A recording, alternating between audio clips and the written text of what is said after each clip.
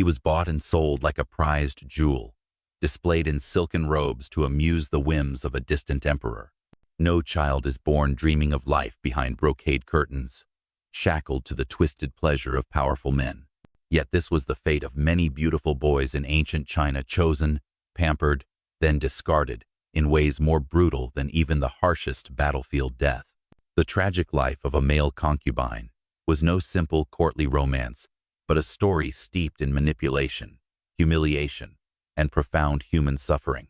In the waning days of the Han Dynasty, a time thick with corruption and fading glory, the imperial harem was not reserved only for noble women. Young men of exceptional beauty, sometimes captured in war, other times bartered by desperate families, were trained in the arts of seduction, conversation, music, and even dance.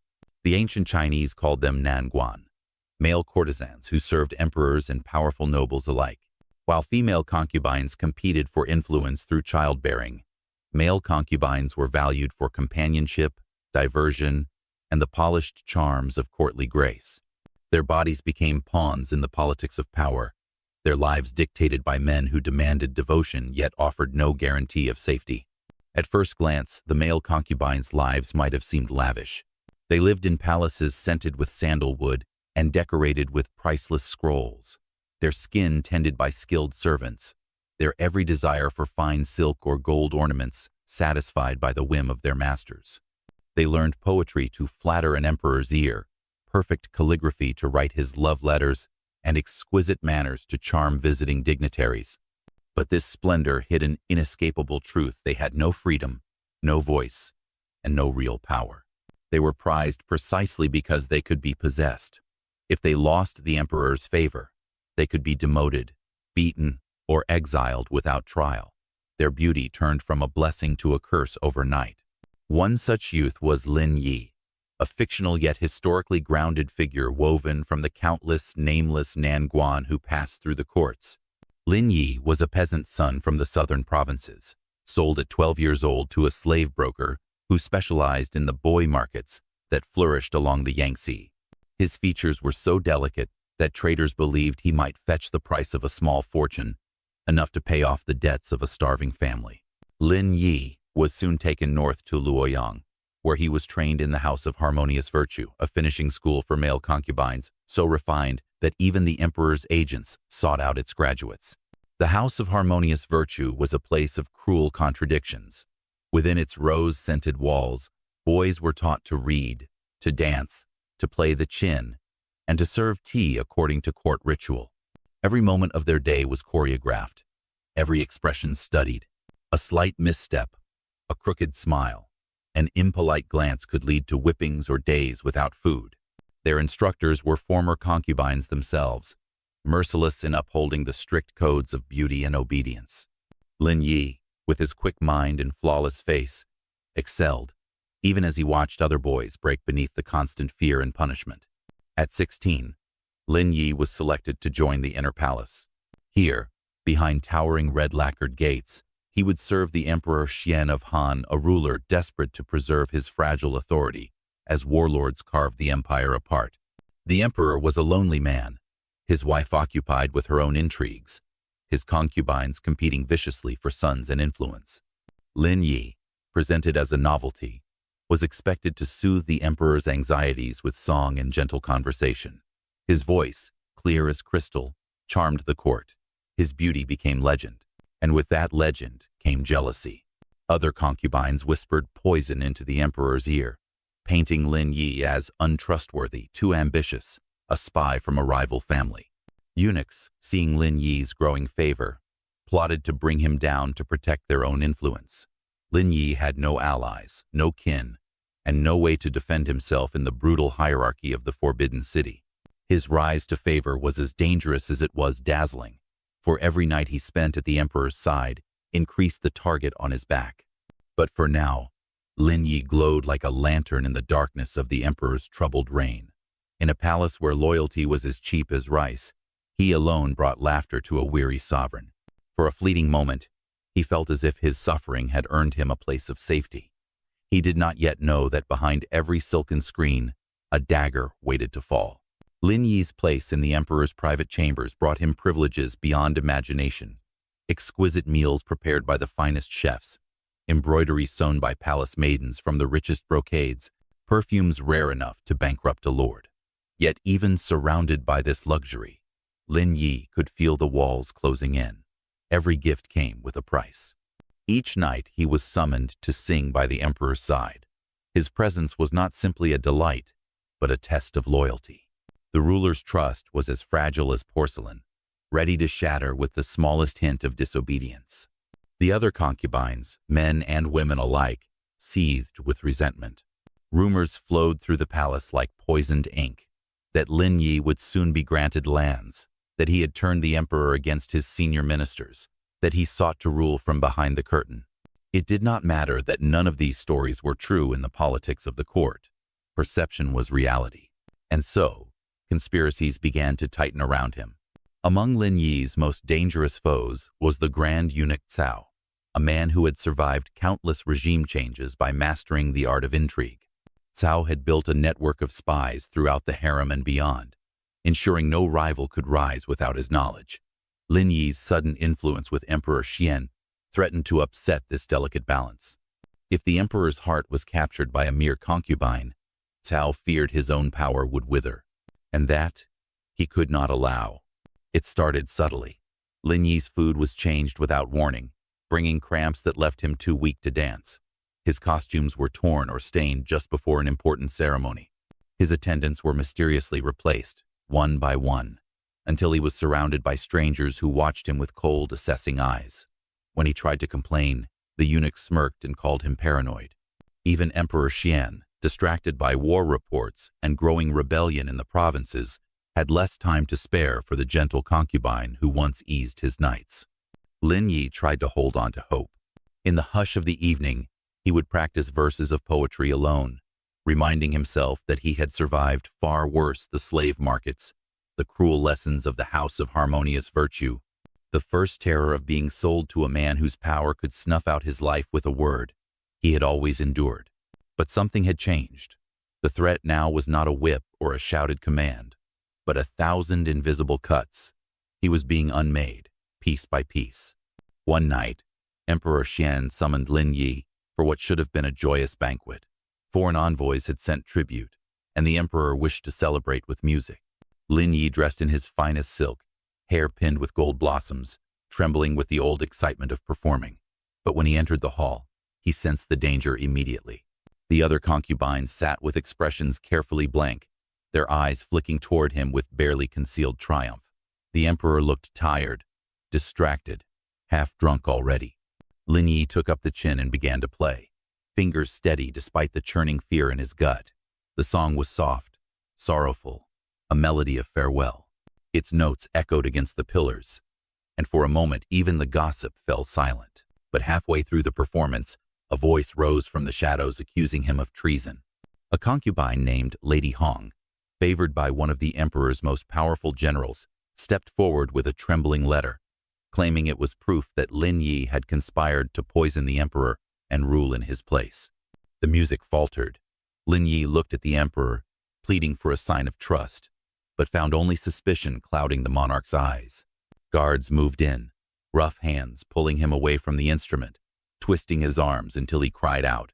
His precious robes tore like cheap paper, the jeweled pins scattering across the marble floor. The palace erupted into chaos. Ministers shouted, concubines screamed, and Lady Hong wept crocodile tears of false loyalty. Lin Yi was dragged through the hall like a common criminal, his bare feet scraping against the stones that only hours before had gleamed beneath his dance steps.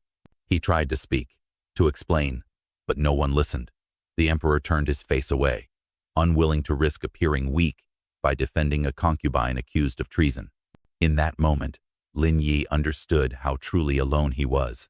For all his learning, for all his flawless beauty, he was still no more than a disposable ornament in the eyes of those who ruled. His rise had been swift, but his fall would be even swifter and far, far more painful. The emperor ordered him imprisoned in a small chamber behind the palace kitchens, where the stench of rotting meat clung to the walls. He was chained at the ankles, left with barely enough water to survive. No visitors were permitted, No petitions heard. His only company was the faint scuttling of rats in the dark. Days passed, each one blending into the next.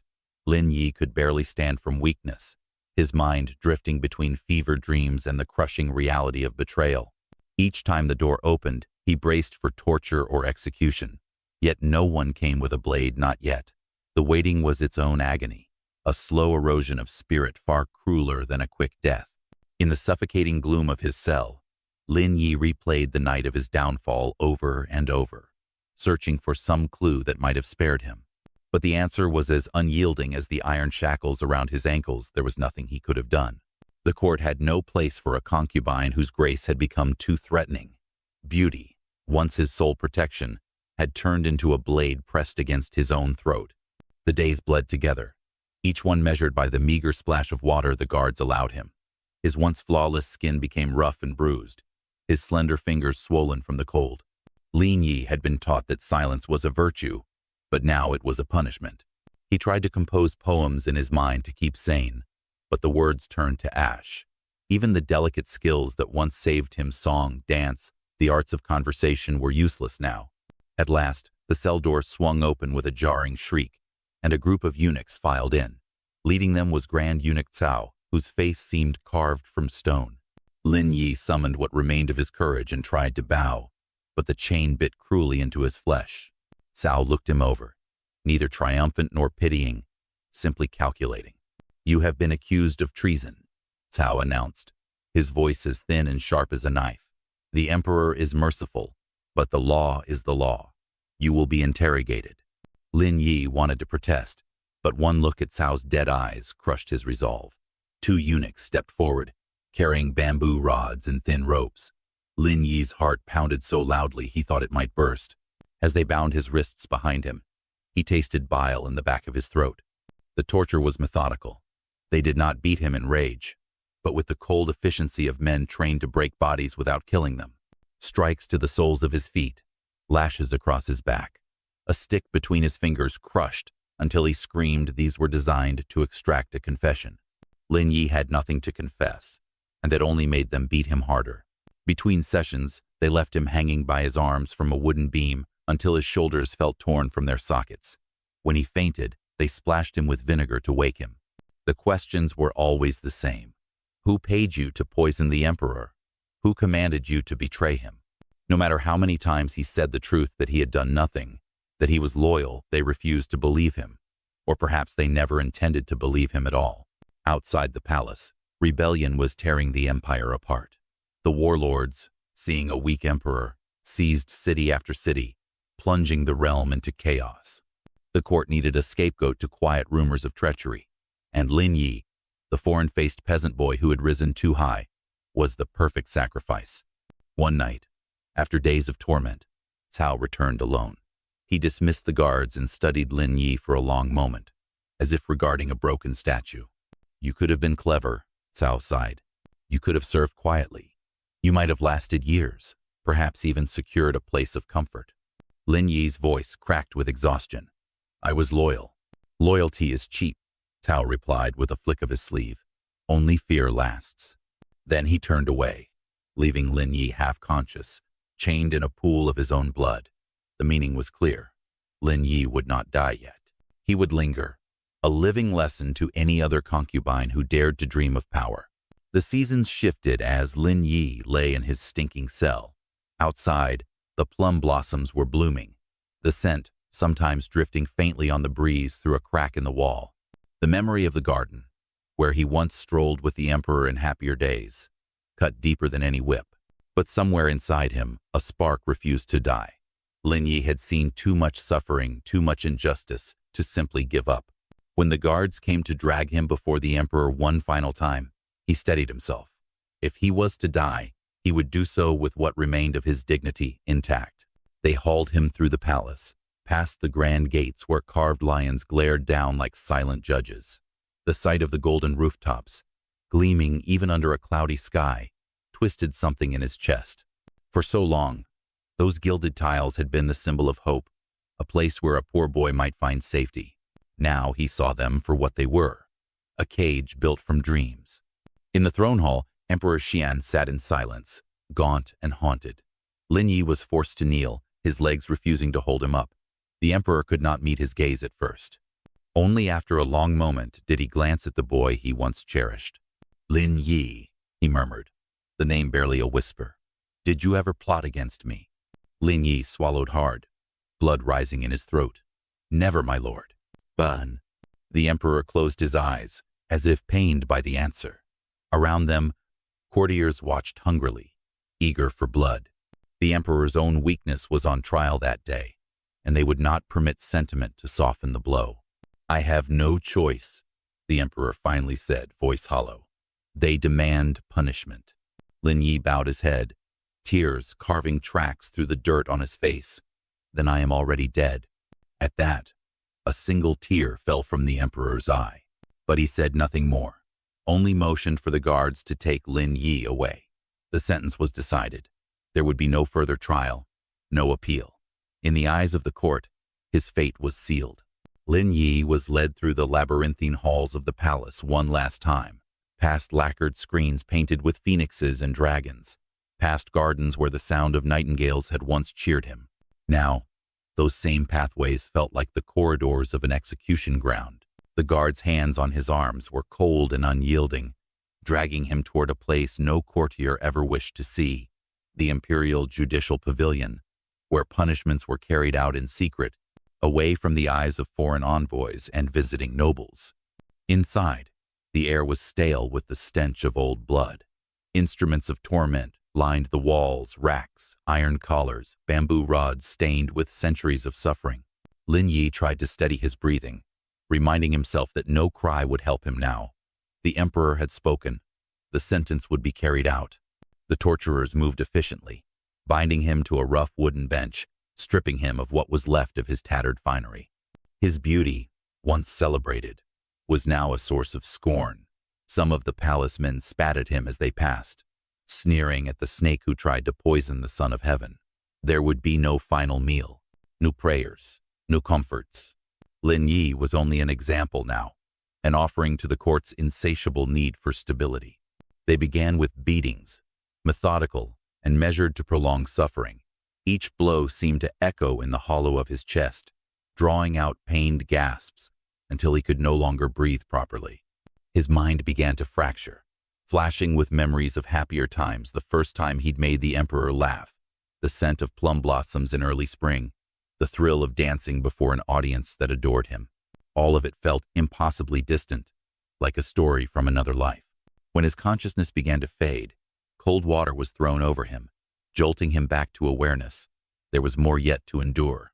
Thin iron skewers were pushed under his fingernails, twisting until black dots exploded before his eyes. Lin Yi bit through his own tongue, trying not to scream, blood filling his mouth. He tasted iron, tasted death. Finally, when his body could barely stay alive, the chief torturer approached. "By the grace of the emperor," he proclaimed, as if reading from a ritual script, "you shall be granted a merciful death." Mercy. The word rang hollow in Lin Yi's ears. The mercy was to be strangled with a silken cord, a fate reserved for those of noble rank, or those the emperor still regarded with a shred of pity. The silken cord was meant to preserve dignity, to avoid the spilling of blood, but Lin Yi felt no dignity left to save.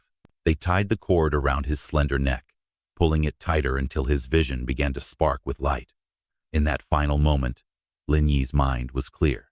He remembered the village where he had been born, the smell of earth and wood smoke, his mother's rough hands braiding his hair. Then the faces of the boys in the house of harmonious virtue came to him, their wide, terrified eyes, their silent prayers that they might never be chosen. Perhaps they had been the lucky ones. His last thought was a bitter one, that the palace, for all its glittering wonder, had devoured him just as surely as a tiger devours a lamb. The cord tightened, and Lin Yi's world went black. When his body was cut down, it was taken away quietly and buried in an unmarked grave outside the city walls. No monument, no inscription, nothing to remind the empire of the boy who had once delighted its sovereign. Within days, new concubines arrived to replace him, their faces fresh, their voices sweet, eager to please. The court moved on, as it always did, swallowing youth after youth in an endless cycle of pleasure and cruelty. The emperor, they said, did not mention Lin Yi again. He busied himself with state matters, with battles lost and won, with emissaries from far-off kingdoms who demanded attention. Yet in the hush of the night, alone in his chambers, some claimed he wept for the gentle boy whose voice had once soothed him to sleep. Whether this was true or another tale spun by palace gossips, no one could say. The grand eunuch Cao, for his part, consolidated his power even further. Lin Yi's death had served its purpose a warning to any who might grow too beloved, too powerful, too dangerous. Cao's network thrived, and the emperor's household grew ever more wary of affection. No concubine would rise so high again for many years, for the lesson of Lin Yi was burned into their memories like a brand. The house of harmonious virtue, far away in the south, continued to train boys, its reputation unshaken by the tragedy. Parents still sold their sons, desperate to survive famine or war, and traders still scoured the countryside for fresh faces. For every Lin Yi who suffered, 100 more waited, praying their own story might be different, that somehow their beauty would protect them instead of destroying them. But the system was too powerful, too deeply rooted in the empire's love of pleasure and power. The cycle continued, unstoppable as the tides. In the years following Lin Yi's execution, the Han dynasty continued its downward spiral into chaos. Warlords rose and fell like storm-tossed ships, each vying for a share of the crumbling empire. The court, once the shining center of Chinese civilization, became a theater of constant betrayal and intrigue, where loyalty could not be bought and trust was as fleeting as a morning mist. Amid this turmoil, the story of Lin Yi was whispered in the shadows, reshaped by rumor and retold in candlelit corridors. Some claimed he had truly plotted treason, that his charms were a weapon to destroy the emperor from within.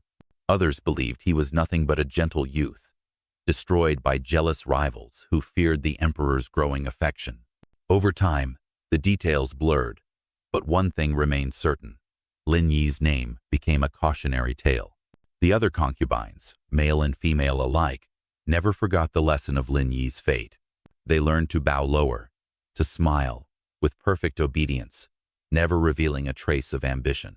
They learned to love their masters without loving them too much, to serve with a kind of distant perfection that would never make them appear dangerous. In that way, Lin Yi's death created a new culture of fear that lasted for generations. Meanwhile, the House of Harmonious Virtue prospered. Its reputation grew ever more prestigious, its curriculum ever more refined. The boys who trained there were taught not only how to please, but how to remain invisible, to charm without threatening, to entertain without overshadowing. Masters drilled them in a philosophy Lin Yi had never learned. A concubine's greatest skill is to disappear when needed. As for the emperor, those close to him noticed a change. Emperor Xian grew colder, more distant. He no longer laughed easily, nor did he ask for songs late into the night. If he took new concubines, he treated them as fragile objects, to be used and set aside without care. Some whispered that Lin Yi's memory haunted him, that in banishing the boy to death, he had also lost a part of his own humanity. But the demands of empire soon left little room for regret. Armies advanced on the capital, rebellions burned across the provinces, and the emperor's fragile rule trembled with every sunrise. In one rare moment of reflection, a court poet recorded seeing Emperor Xian alone, holding a piece of silk on which Lin Yi had once embroidered a plum blossom. The emperor traced the threads with a kind of grief so deep it could not be spoken, and then he burned the cloth in a copper brazier, as if trying to cleanse his memories with smoke. History barely remembered Lin Yi. Official records listed him only as a traitor executed for conspiring against the throne. There were no monuments, no poems honoring his life, no portrait preserved in scrolls. He was wiped clean, a ghost unworthy of remembrance. Only scraps of rumor, passed from servant to servant, carried the truth of his gentle nature, his innocent songs, and the laughter he once brought to the most powerful man in China. Beyond the palace walls, the people cared little for the fall of a nameless concubine. They had their own burdens: war, famine, plague. The struggles of a boy in silken robes seemed meaningless compared to the endless grind of survival. Yet sometimes, among the traveling storytellers who performed at markets and roadside inns, one could hear a haunting ballad about a youth who loved too deeply and was destroyed by that very devotion. These songs did not name Lin Yi outright, but anyone who had once lived within the palace walls would know whom they spoke of. It was said that at night, when the winds howled through the capital's abandoned gardens, one might glimpse a lonely spirit by the old plum trees, dressed in torn silks, singing a sorrowful melody. Whether this was a ghost or just a legend, no one could say. But the tale endured, traveling across provinces, retold in 100 dialects, each version reshaping Lin Yi into a symbol of tragic beauty betrayed. In the years that followed, the empire itself collapsed, giving way to the Three Kingdoms, a new era of warfare and ambition. Lin Yi's small tragedy was swept away by greater storms, yet within the forbidden corners of the palace, his story lingered like a stain no one could scrub clean. The boys who came after him would shiver at night, wondering if they too might someday be chosen, raised up in glory, only to be crushed under the weight of power's cruelty. His ghost, whether real or imagined, served as a silent warning. In a place where pleasure and power walked hand in hand, there was no safe harbor for a concubine's heart. As centuries passed, the echoes of Lin Yi's story became part of the dark folklore of palace life. Scholars and historians in later dynasties scarcely mentioned male concubines at all, as though their existence was too shameful to record in the grand chronicles of emperors and wars. Official history chose to remember the deeds of great generals and cunning ministers, forgetting the silent torment behind silk curtains. Yet folktales, with their stubborn memory, refused to let Lin Yi's name die entirely. In secret texts and forbidden love poems, references to a beautiful boy who was like a falling plum blossom in winter surfaced again and again. These coded lines hinted at a male concubine whose only crime was to love, whose ruin came from being too near to imperial power. Among storytellers and poets, Lin Yi's tragic fall grew into a symbol of innocence, corrupted by an unfeeling world. They sang of how he had brought laughter to a weary emperor, only to be crushed by the poisonous fears of those who guarded the throne. The house of harmonious virtue continued to operate through one dynasty after another, subtly adapting to changing tastes. The boys it trained became ever more careful, their songs softer, their obedience deeper, all in a desperate effort to avoid Lin Yi's fate. Generation after generation learned the harsh lesson. Beauty was dangerous, but ambition was fatal. The male concubines who came after Lin Yi lived in constant fear that a smile held too long, a glance too warm, might be enough to seal their doom. Among palace officials, the cautionary lesson of Lin Yi became a kind of unspoken code.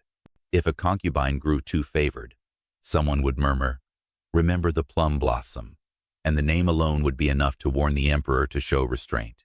In this way, Lin Yi's death shaped palace culture for 100 years, a ghostly guardian enforcing caution where laws could not. Outside the palace, as new kingdoms rose and fell, the people still told stories of the boy who sang so beautifully that even an emperor's heart softened, only for that same heart to turn on him. Street performers embroidered the tale with ever more vivid images. A youth of impossible beauty, whose tears shone like pearls, whose final song still echoed through palace walls long after his death.